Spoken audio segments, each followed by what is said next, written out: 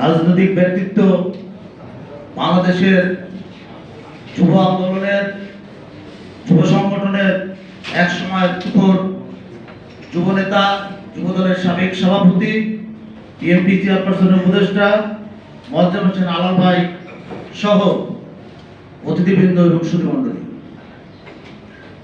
আমি রাজশাহী প্রেস ক্লাবের পক্ষ থেকে আজকের মরহুমের রুহের মাগফিরাত কামনা করছি এবং আল্লাহ তাআলার কাছে কামনা করছি আল্লাহ তাআলা যেন ওনাকে জান্নাতুল ফেরদৌস দান করেন।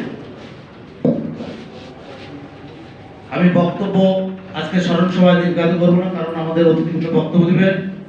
আমরা যারা সাংবাদিকতা করি এবং যারা জাতীয়তাবাদী আদর্শে বিশ্বাস করি, আজকে আমরা বিভিন্ন জেলা পর্যায়ে, থানা পর্যায়ে আমরা এখনো পূর্বের সাংবাদিক মোড়লদের দ্বারা এখনো প্রায় নির্যাতিত হয়ে আছি।